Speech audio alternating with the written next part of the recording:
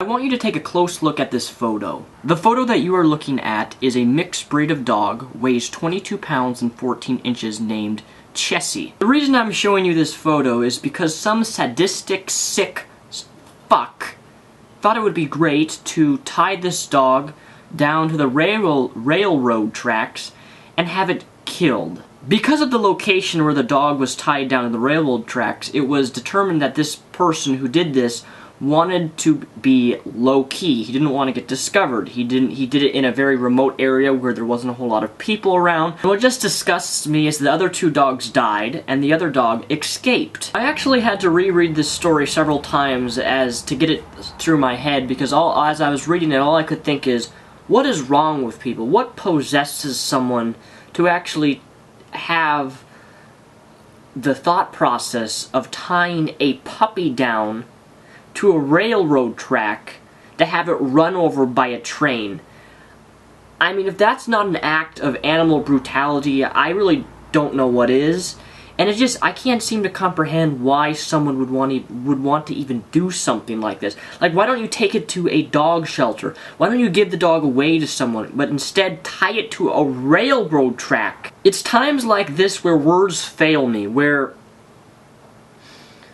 humans do such unspeakable, cruel, evil acts that I don't really even want to be associated with the human race.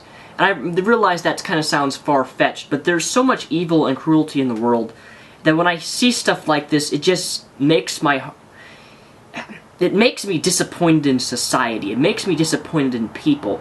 This is one of the reasons why I prefer animals over people, because a dog, and that's the same thing. A dog, a dog is dedicated to its master, and the master in return betrays the dog by tying it to a railroad track. A dog is going to love you unconditionally, whether you hit it or abuse it.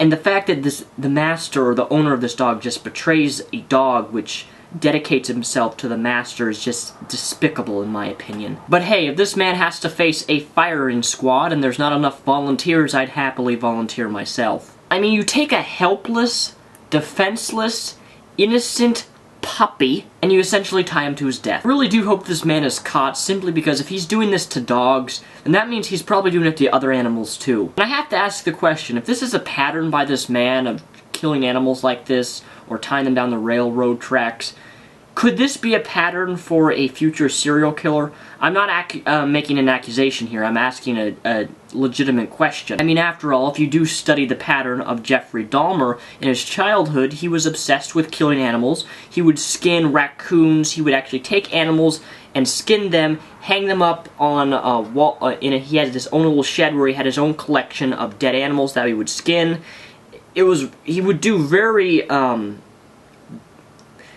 don't really know how to describe it. When I did my 15-page paper on Jeffrey Dahmer, his childhood was very bizarre in the things that he would do, and he just loved killing animals and skinning animals. I mean, these are illegal animals, like raccoons. There's certain animals that you're not supposed to legally kill that he would kill and then use it and get posts, and he would stick the animal's head on the post in his backyard. I mean, it was things like this, which later in life he then went after gay men. Now he's one of the most well-known serial killers of our time. I don't know if a dog can feel genuine sorrow, but if it can, I hope this dog doesn't think I hope this dog hasn't given up on humanity based upon what his master has done. There's absolutely no justification, no reason for someone to act in such a revolting way towards an animal. But hey, I shouldn't be too surprised, since parents are known for actually killing their own children, drowning their own children. It seems to me that life, whether an animal or human, just seems to be getting devalued by society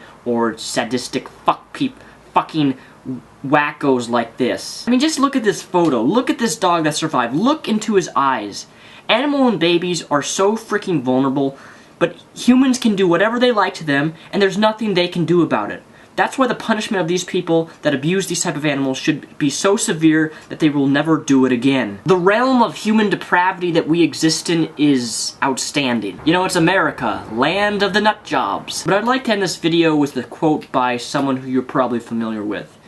And it quote goes like this: "The greatness of a nation can be judged by the way its animals are treated." Gandhi. Thank you for watching.